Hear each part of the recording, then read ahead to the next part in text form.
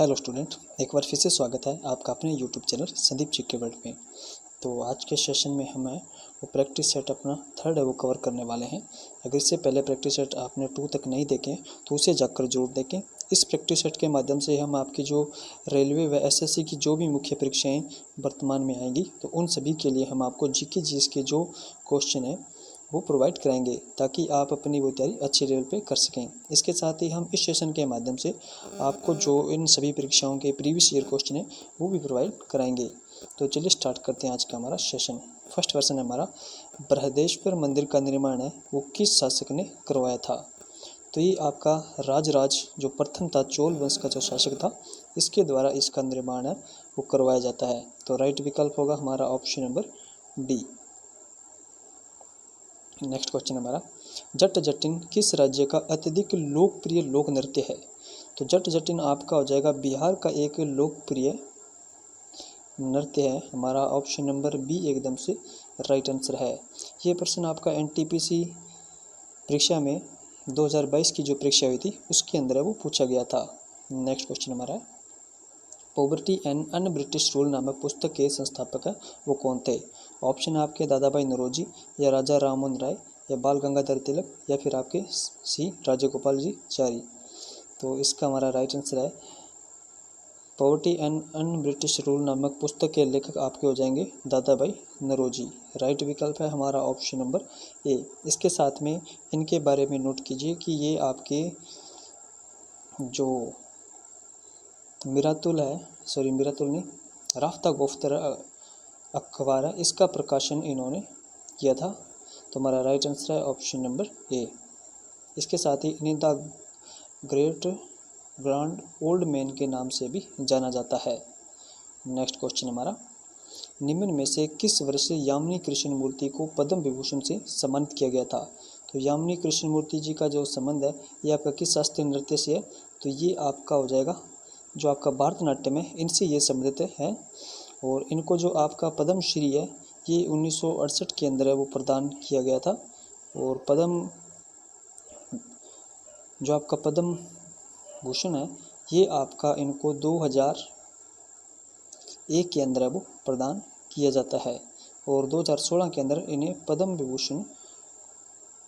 विभूषण जो पुरस्कार है वो प्रदान किया गया था। नेक्स्ट क्वेश्चन हमारा, चंदौली राष्ट्रीय उद्यान है ये किस राज्य में स्थित है? ग्रुप डी के अंदर ये प्रश्न आया था आपका। तो चंदौली आपका हो जाएगा महाराष्ट्र के अंदर स्थित है। राइट विकल्प है हमारा option number B. Next question हमारा, भाखड़ा नागल परियोजना है वो किस नदी पर अवस्थित है? तो भाखड़ा नागल है ये 3 राज्यों की संयुक्त परियोजना है। किन किन राज्यों की है? तो नाम नोट कीजिए। फर्स्ट आपका हरियाणा, पंजाब और थर्ड है आपका राजस्थान। और ये किस नदी पे स्थित है? तो ये आपका हो जाएगा भाखड़ा नागल है ये आपका सतलज नदी पे स्थित है, व्यास नहीं होगा। तो ये आपका सतलज कीजिए, यहाँ पे आप सतलज नदी पर स्थित है। नेक्स्ट क्वेश्चन हमारा, ठुमरी जो अर्थशास्त्र भारतीय संगीत की एक आम शैली है इसकी रानी के रूप में वो किन्हें जाना जाता है?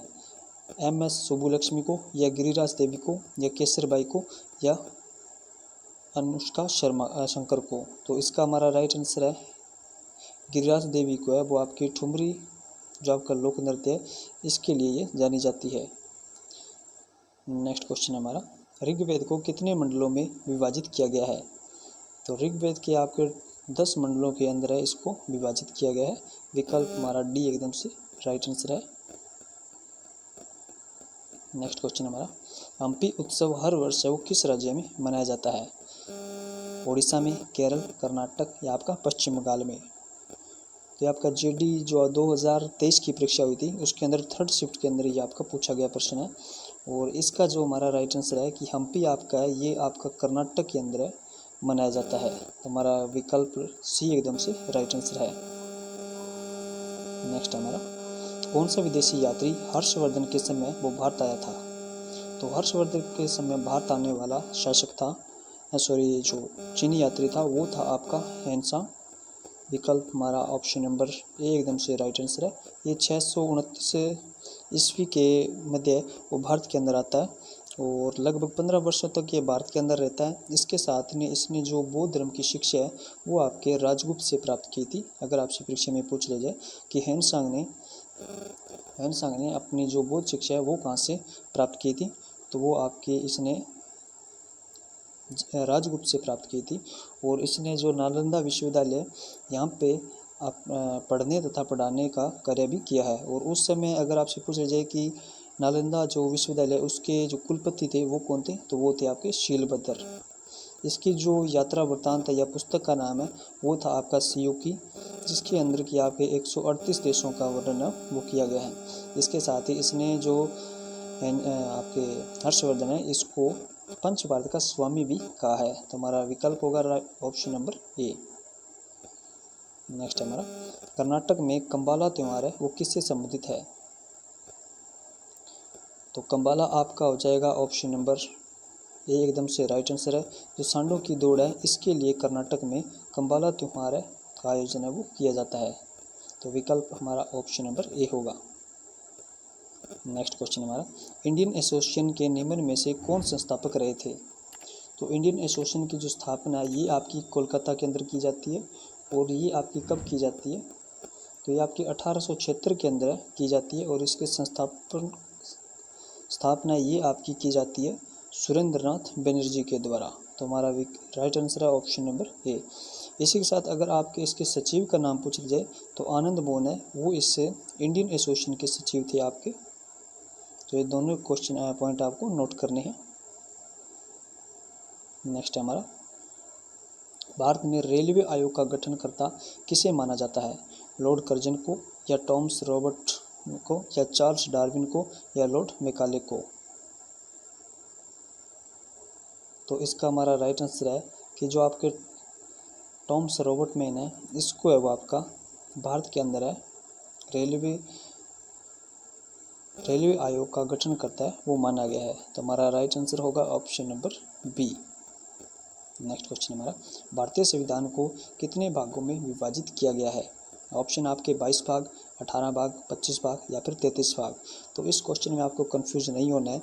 तो भारतीय संविधान से अगर आपसे पूछ लीजिए कि इसे कितने भागों में बांटा गया, तो मूल जो आपका संविधान है उससे तो आपके कुल 22 भागों में बांटा गया, लेकिन जो आपका वर्तमान संविधान है इससे आपके 25 भागों के अंदर वो बांटा गया है। तो हमारा विकल्प इस क्वेश्चन का एकदम से राइट आंसर होगा option number C, 25।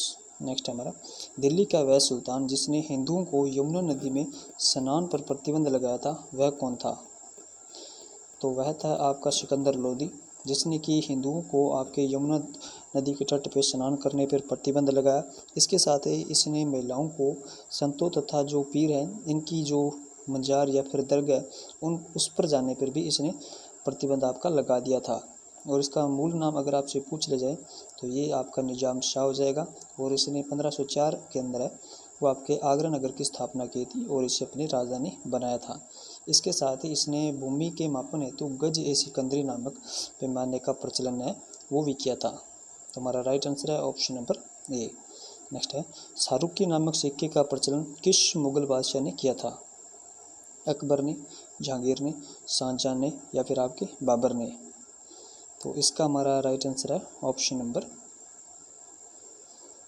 D, Babar द्वारा शाहरुखी नामक सिक्के का प्रचलन है वो किया जाता है और ये आपका काबुल के अंदर है वो किया जाता है। तो हमारा राइट आंसर है ऑप्शन नंबर डी। इसके साथ ही अगर आपसे पूछ लिया जाए कि जो बाबर है इसके अन्य नाम कौन कौन से है, तो इसे आपके जो बादशाह नामक आपके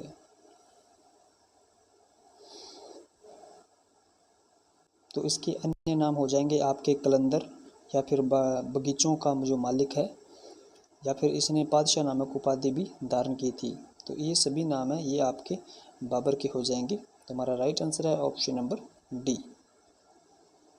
नेक्स्ट क्वेश्चन हमारा शहीद ए आजम है वो किसे कहा जाता है, तो शहीद ए आजम आपका भगत सिंह को कहा जाता है। राइट आंसर है हमारा ऑप्शन नंबर बी। जबकि मोहम्मद जिन है इन्हें कायदे आजम है ये कहा गया है। और ये किसने कहा था तो ये आपका कायदे आजम इन्हें महात्मा गांधी के द्वारा वो कहा जाता है। तो हमारा राइट आंसर है इस क्वेश्चन का ऑप्शन नंबर बी। इसी के साथ में नोट कीजिए, यदि आपसे परीक्षा में पूछ लिया जाए कि जो आपकी भारत नौजवान संस्था की स्थापना तथा जो लाहौर नौजवान संस्था की स्थापना ये किसके द्वारा की जाती है, तो ये भी आपकी भगत सिंह के द्वारा ही की जाती है। नेक्स्ट है हमारा नटाल कांग्रेस की स्थापना नटाल कांग्रेस की स्थापना ये कब की गई थी? 1904 में, 1925 में, या 1894 में, या 1885 में? तो नटाल कांग्रेस की स्थापना ये आपके दक्षिण अफ्रीका के अंदर महात्मा गांधी के द्वारा 1894 के अंदर की जाती है। तो हमारा विकल्प होगा ऑप्शन नंबर सी एकदम से राइट आंसर है। जबकि भारतीय राष्ट्रीय कांग्रेस की स्थापना ये आपके 1885 के अंदर की जाती है। नेक्स्ट है हमारा सरोजिनी नायडू को नाइटिंगेल की उपाधि है वो किसने प्रदान की थी?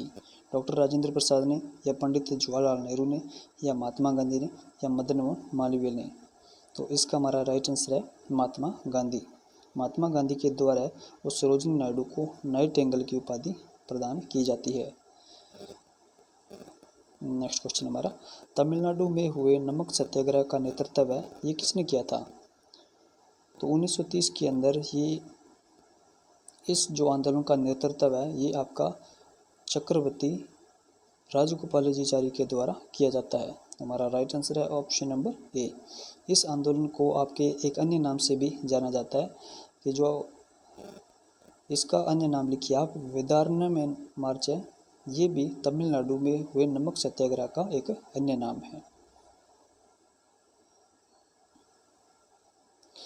तो आई होप आपको सेशन है वो पसंद आया। अगर आप इसी प्रकार का सेशन चाहते हैं और एसएससी की व अपनी जो रेलवे की परीक्षा के लिए जीके जीएस को कवर करना चाहते हैं तो हमारे साथ ज़रूर जुड़े। हम आपको डेली इसी प्रकार के प्रैक्टिस सेट के माध्यम से आपके जीके जीएस के लेवल को और बेहतर व मजबूत करेंगे। मिलते हैं नेक्स्ट वीडियो के अंदर।